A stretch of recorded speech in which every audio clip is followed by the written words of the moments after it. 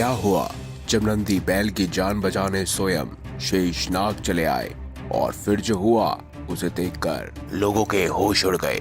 हर हर महादेव। नमस्कार दोस्तों, हमारे YouTube चैनल में आप सभी का स्वागत है। दोस्तों, आज हम आपको महादेव भगवान शिव के चमत्कार की एक ऐसी सच्ची घटना सुनाने जा रहे हैं जिसे सुनकर आपकी आंखों से आंसू आ जाएंगे कि कैसे एक कसाई से स्वयं शेषनाग ने आकर बैल की जान बचाई। दरअसल दोस्तों, हम बात कर रहे हैं तेलंगाना के मेंढक गांव के रहने वाले संतोष जी की, जिन्होंने हमारे साथ महादेव भगवान शिव के चमत्कार की एक सच्ची घटना शेयर की है और बताया कि कैसे स्वयं शेषनाग ने आकर कसाई से बैल की जान बचाई। तो आइए जानते हैं महादेव के चमत्कार की सच्ची घटना के बारे में। दोस्तों, मैं तेलंगाना के मेंढक गांव का रहने वाला हूं। मेरा नाम संतोष है। मेरे पास 2 गाय हैं और एक बैल है। गाय का दूध बेचकर मैं अपना और गाय दोनों का लालन पालन कर लेता था। मेरे घर के थोड़ा आगे प्राचीन महादेव भगवान शिव का एक मंदिर था, जहां पूजा करने लोग दूर दूर से आते थे। उस मंदिर की रक्षा स्वयं नाग देवता करते थे और मैं खुद उस मंदिर के बाहर अपना बैल बांधकर शंकर जी के दर्शन करता था। मंदिर के बाहर बैल को बांध देख लोग उसकी पूजा करते और उसे भोग लगाते। मैं पूरा दिन उस बैल को वहीं बांध दिया करता था ताकि उसके खाने पीने की चिंता मुझे ना रहे। मेरा मेंढक में खुद का एक खेत था जिसकी उपज बहुत दिनों से बंद थी।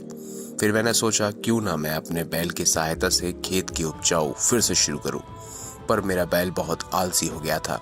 वह कोई काम नहीं आता और पूरा दिन मंदिर में पड़ा सिर्फ खाता और आराम करता था। मैंने हर तरह की कोशिश की कि उसको अपने काम में लाऊं, पर कोई काम नहीं आता था। वह 1-2 बार तो मैंने उसे घर से भी निकाल दिया, पर वो वापस आ जाता था। मैंने सोचा क्यों ना इस बैल को मैं बेच दूं, कम से कम कुछ पैसे तो मिलेंगे।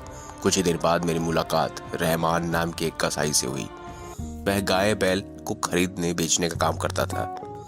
मैंने उसे अपने बैल देने की बात की और उसने अच्छे पैसे दे दिए।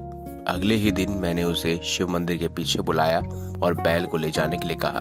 रहमान बैल को लेने के लिए अपनी गाड़ी लेकर मंदिर के ठीक पीछे आया, पर जैसे ही मैं अपने बैल को रहमान के हाथ में सौंपा, वैसे ही वो बैल उड़धंग मचाने लगा। संतोष जी बताते हैं कि जब बैल रहमान की गाड़ी में नहीं जा रहा था, तब रहमान ने उस बैल को मारने पीटने शुरू कर दिया।